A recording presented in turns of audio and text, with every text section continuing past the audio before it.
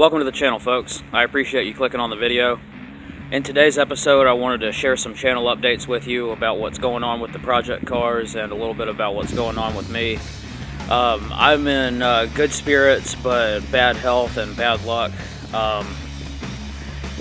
I've got some pretty bad lower intestinal bleeding, and I'm scheduled for a colonoscopy soon, and it's keeping me really weak, losing so much blood, and just carrying a battery from one vehicle to another across the yard is enough to wipe me out and make me feel like I've been working all day. But I'm in really great spirits, and I'm actually having a really good time this spring and summer, despite having a bunch of monkey wrenches thrown in the plans of my projects and having a lot of bad luck and bad health, like I was saying.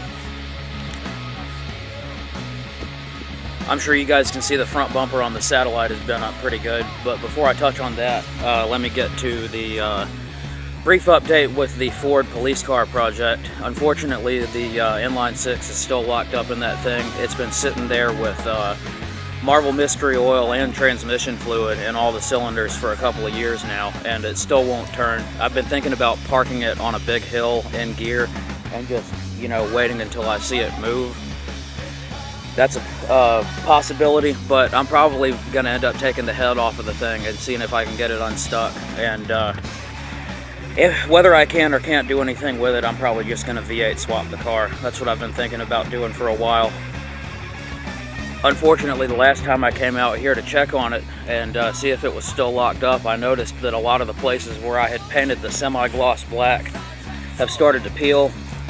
And I thought that if I did a really good job prepping this car, that I might be able to get away.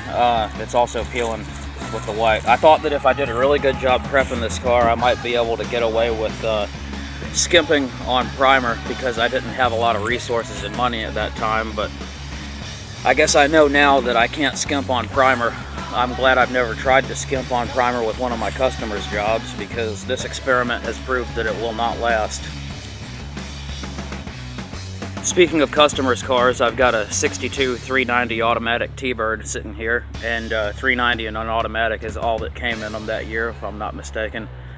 But I'm going to do a bunch of mechanical and body work to this car. It's been sitting after an accident without running since 1992, but the guy says that it ran and drove great when he parked it, and the transmission was recently rebuilt back then, so he's sure that the thing should come back strong, and I've already checked and the engine is not locked up, so I'm pretty sure it's going to come back strong too. And I'll do a whole part 1 video on this car and show you the thing in detail. But a couple of quick things I'll touch on is that the hood scoop does work. That's really cool, and I really like the way the door handles work on this car, the way they're integrated into the trim, and you just push on that knob to open it up. Really cool door handles. So back to the Satellite damage. I'm planning on doing a really good in-depth video about this car's history and my build on the car. Right now it's got a 5.9 Magnum with Hughes Engines cam and valve train kit that I spent a pretty penny on. It was actually a really low buck swap for the amount of horsepower that I've got, but I've got a lot of money in the valve train. And the car, according to the technician at Hughes Engines, is making somewhere around 420 horsepower and about 450 foot-pounds of torque. And it runs really good. It's got a 904 3-speed automatic and a 355 Detroit True Track rear gear, so it gets the power to the back wheels nice and fast. Very good running car. Like I said, I'll do a video on it in depth in the future. This is my main transportation. I call it my daily driver a lot out of habit, even though I work at home and I don't have to use the car every day. So I'm trying to beat myself into using main transportation instead of daily driver, because that's more accurate. But the car gets used very regularly, and sometimes it sits for a week or two at a time as well, which is pretty hard on a car, and it gets beat on. So this car sees no mercy at all. Speaking of getting beat on, that's one of the subjects of today's video.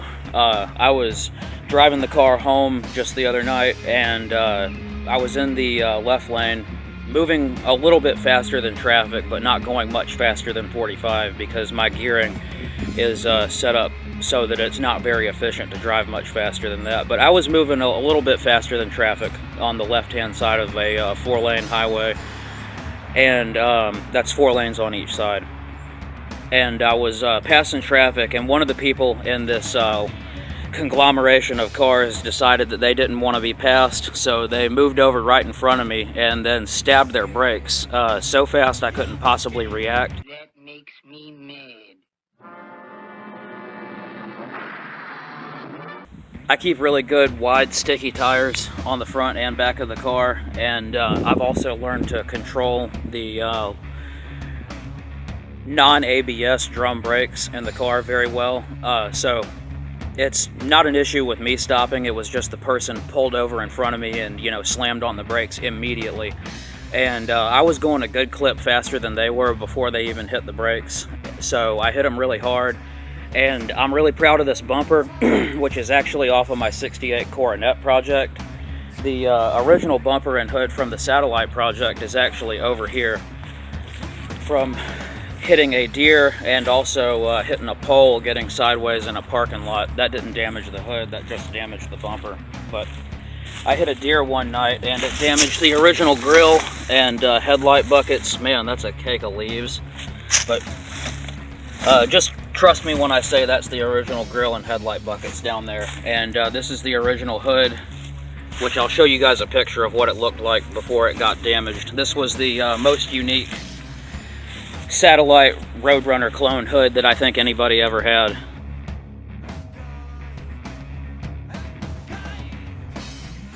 So that's what the car looked like for the most of the time that I had it with the 273. But let's get back on topic with the current damage. Alright, so this old rusty damage up here on the fender is obviously old. It's a combination of deer damage and pole damage from getting sideways in the parking lot like I was talking about. And I took the fender off one night and beat it back out straight to where you can see it now.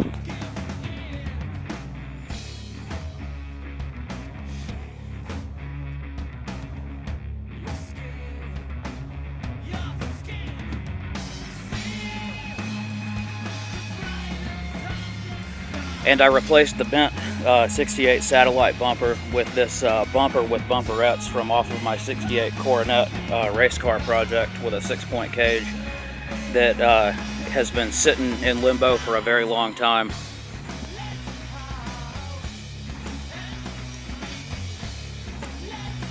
Even though it's ugly now, I'm really proud of this Coronet bumper for doing its job, like I said. This filler panel here in between the bumper and the grill came off of a real 68 Roadrunner that I pulled some parts off of in a friend's junkyard. And I put that on there the first time I hit that deer and had some heavy damage. And it came off of one of those kind of faded creamy yellow colored cars, which you can see a little hint of there. And that chip is from this accident that just recently happened. And the bumper did a really good job of protecting the front end of the car, like I mentioned, but it allowed just a little bit of the grill and stuff to touch. And there's actually a print of those two bumperettes in the back of the guy's car, and you can even see like a vague outline of the point of the hood and the point end of each fender. It was I think it was a 2014 Volkswagen Passat or Jetta, one of their mid-sized sedans, and we contacted pretty hard, like I said, and I hit his car hard enough so that it accelerated him and it decelerated me, and my car got sideways just a little bit from deceleration, but I regained control quick and easy because this thing drives like a freaking supercar. But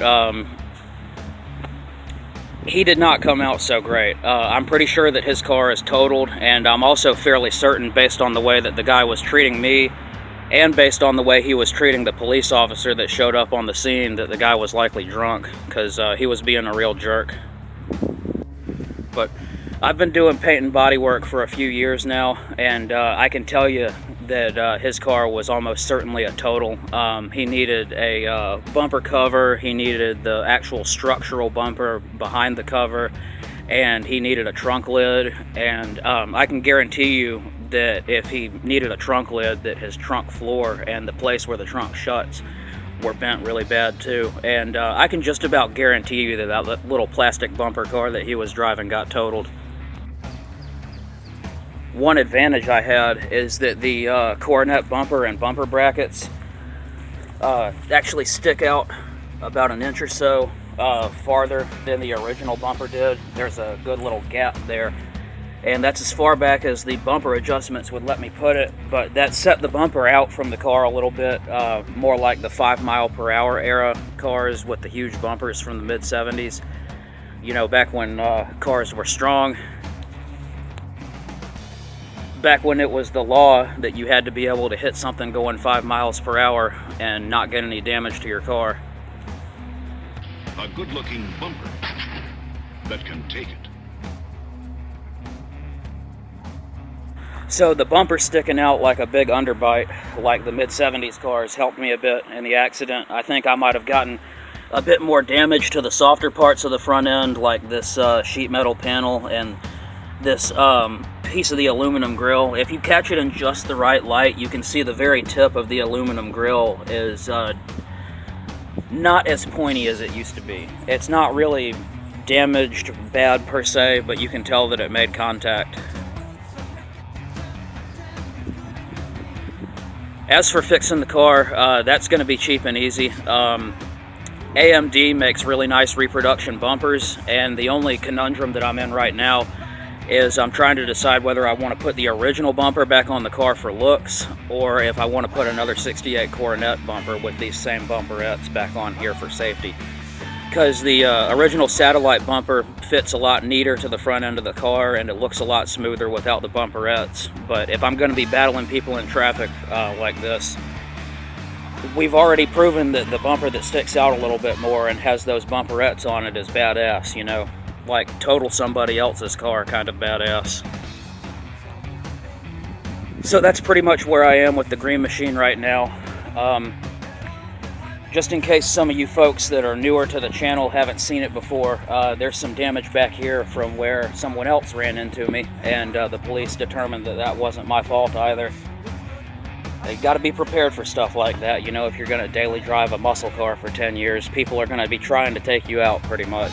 But this was caved in really bad, and I got in the trunk and kicked it back out and used some of my amateur professional bodywork techniques to get the car to where it's at right now. And these marks here are actually from plants. They will rub right off. I have to drive through some greenery to get into my garage every once in a while when it grows up. But here's the picture I was talking about.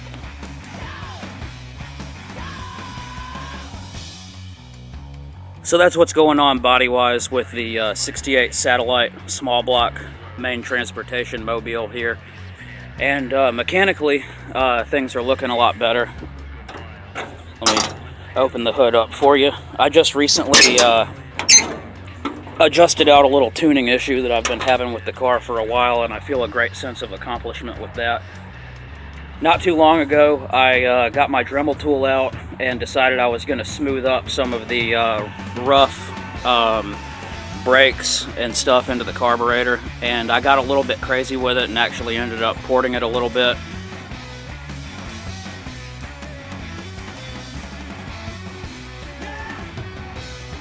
I guess you could call that porting anyway, but I had already taken the choke tower off before and somehow got away with that with just a little accelerator pump adjustment.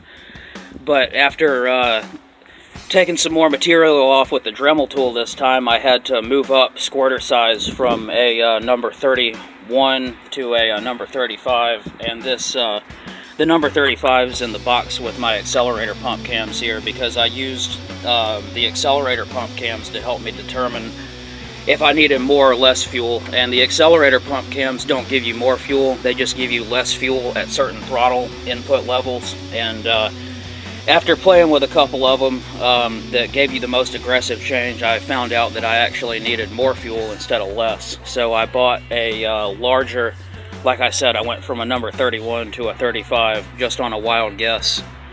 Bought a larger squirter screw and one that's got the extended nozzles on it that is supposed to run better. It took me a couple tries to get the thing where I needed it to be.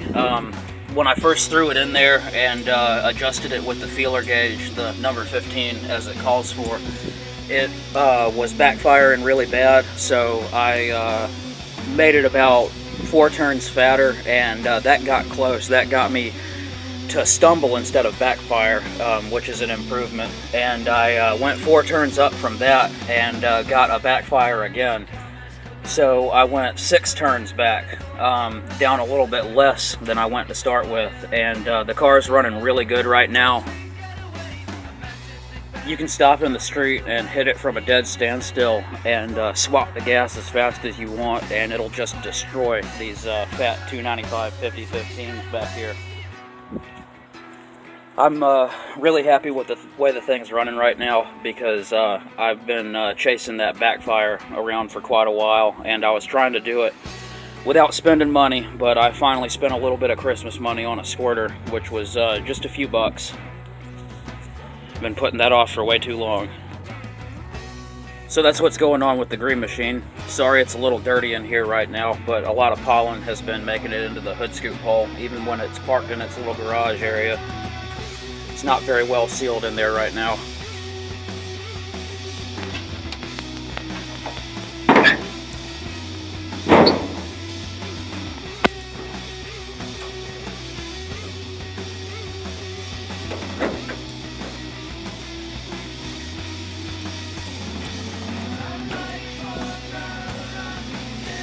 Moving on to the $600 Trans Am project for a nice quick positive update before we get back into the rest of the bad luck. A couple months ago I did some minor weight reduction to the car, and I haven't been able to work that into a episode or anything like that yet.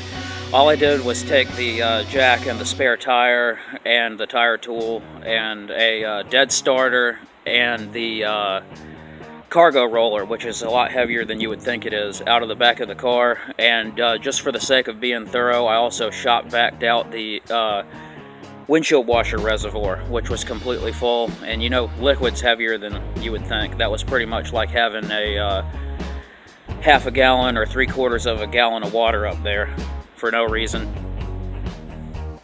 I know that stuff probably sounds trivial, but it all adds up. All of it put together was likely over 100 pounds. According to a source I read about weight reduction on these cars, that cargo cover and roller thing by itself was over 10 pounds by a little bit.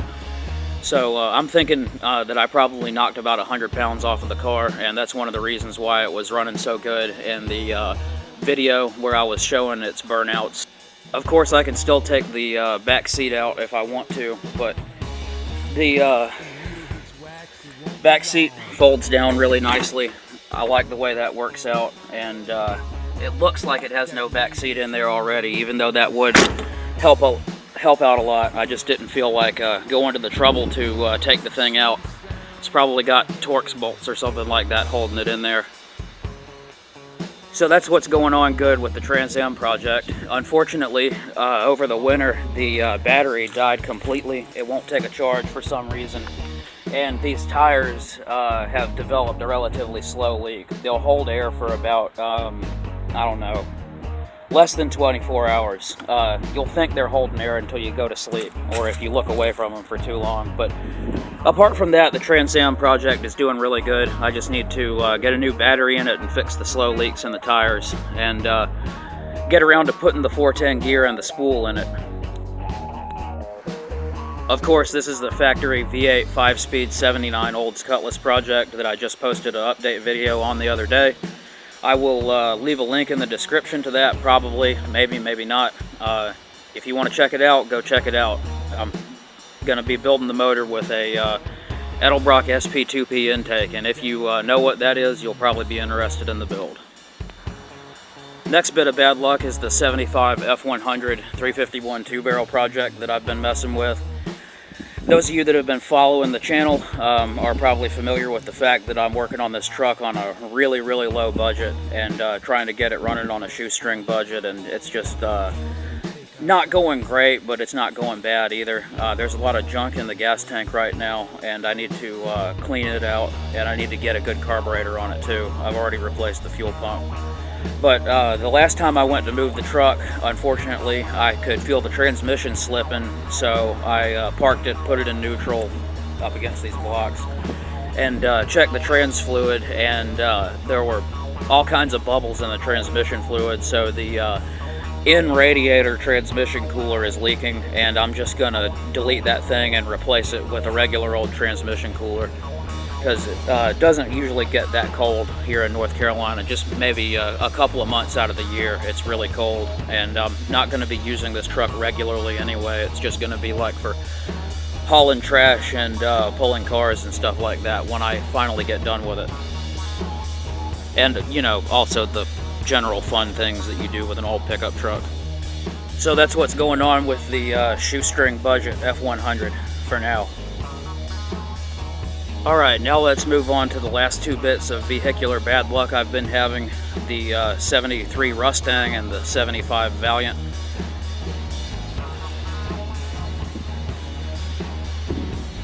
I came out here with a battery and some gas just the other day to give the Valiant its regular exercise, and it occurred to me that even though I knew I had some good fresh gas in the tank, that I should probably check it and freshen it up a little bit, since it had been a couple of months since the last time I put any in there. And I opened up the fuel cell that is in the trunk, for those of you that remember what's going on in the car, and opened up that little dune buggy fuel cell, and it was dry as a bone. So I poured just a little bit of gas in the car, and I've had fuel leaks with stuff that I've messed with before, so I poured just a little bit in there and looked under the car, and sure enough there was gas leaking from under the car. And I tracked the source of the leak down. Focus for us, please. There you go, it finally focused for us. I tracked down the source of the leak and found a place where a rodent had chewed right into my fuel line, going from the little dune buggy fuel cell into the car's main steel fuel line, and throw that thing away. That sucker had chewed a nice big hole in my fuel line and let about 5 gallons of gas leak out of the car, which really sucks, you know, gas being expensive and whatnot. And I put a new fuel line on the car, one I had laying around here for a future build that I think he will probably not have a very easy time chewing through. Thought I was home free and came up here and put the battery in the car. Of course, you guys know it didn't end there. I put the battery in the car, and it turned over a little bit. And I came up here to check and see if there was any fuel in the filter, and noticed a bunch of rat turds sitting all over the motor. Forgive me if progress is moving a little slow right now. I'm getting my on-camera ADD like I usually do, but here you can see rat chew marks all over my nice coil wire, and there's rat turds all over the motor, and this stuff over here has been pooped all over, and it's gotten corroded from being peed and pooped all over with this massive pile of rat crap. And there's a big pile of rat crap right there, and every single one of the plug wires has a big chomp taken out of it. And I know that they're just little chomps out of the insulation and stuff, but the stuff really gets on my nerves, and yeah, that's where I'm at with this one right now. Of course, the sucker got in the Mustang as well. I've got a little have-a-heart trap out here for whatever's been doing that, with some peanut butter in it. Hopefully I'll catch the thing and relocate it humanely to critter hell. Back to the Valiant real quick. You can see where it chewed some of the wires coming off of the nice MSD box. Pooped all over the MSD box. Chewed up these wires. Turds all over the bottom of the motor and the K-frame. So yeah, like I said, let's check out the damage that he did to the Mustang.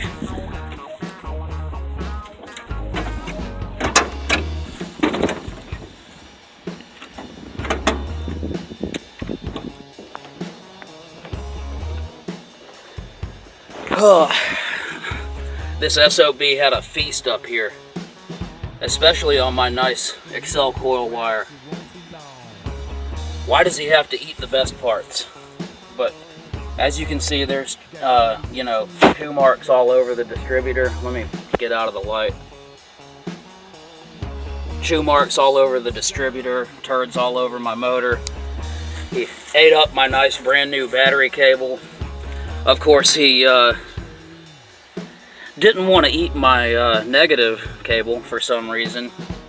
I guess the negative cable was not in good enough condition for him. He only wanted to eat the nice stuff that I recently replaced.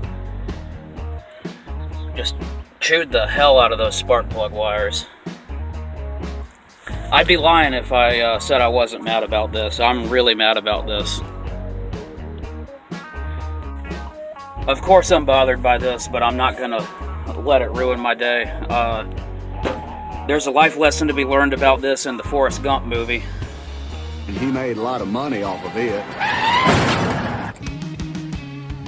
So yeah, shit happens. I've got some minor setbacks on both of these ratty old project cars here. Speaking of ratty, check out the wear on that tire. That's one of my junk fronts from the satellite project back when I had a really bad front alignment. I passed it on to the Mustang because it held air.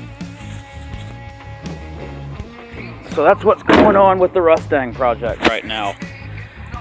I know I've had a couple of people asking me about updates on the car, and I just put this tarp on here literally before winter. This is a brand new tarp and this thing is already tearing. Wow. I might take it back. So yeah, guys, that's the life of trying to juggle a dozen project cars. Something bad's bound to happen to them, and it does fairly often. You guys probably remember from the Mustang video that tree that fell on the front end and broke the grill that I just went to the trouble to fix and repaint, and smashed up the original hood. Would you believe that I went to do some basic target shooting to alleviate some frustration from this, and no joke, my main handgun blew up is kind of an exaggeration, but my main handgun pretty much wet the bed, kicked the bucket, whatever you want to call it, while I was shooting it. And I don't want to badmouth the brand because they've got enough of a bad rep already, but if you know what this is,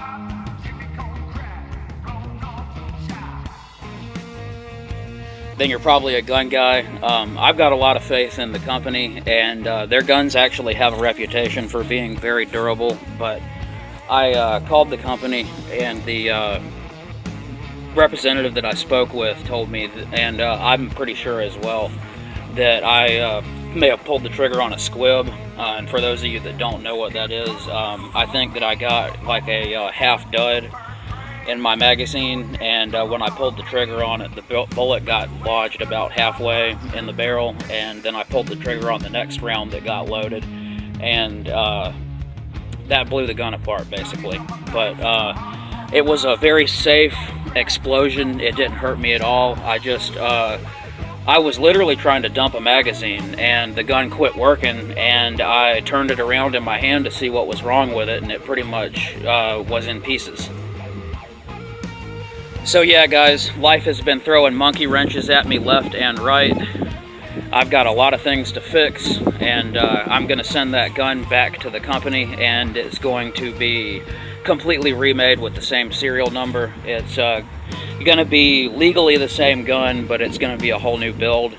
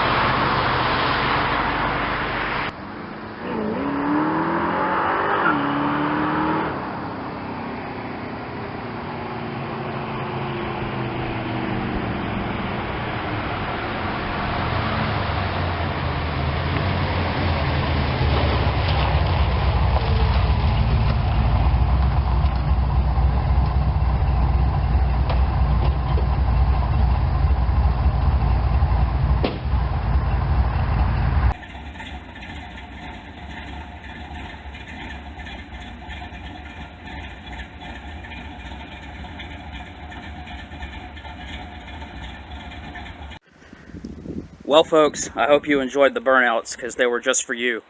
It'd be awful rude of me to brag about the car's throttle response and power and not give you an example. So that's how it's running right now. Just jumping straight to valve float, even though it's spinning two big back tires, and it's just a 360 from out of a van. Y'all have a good one.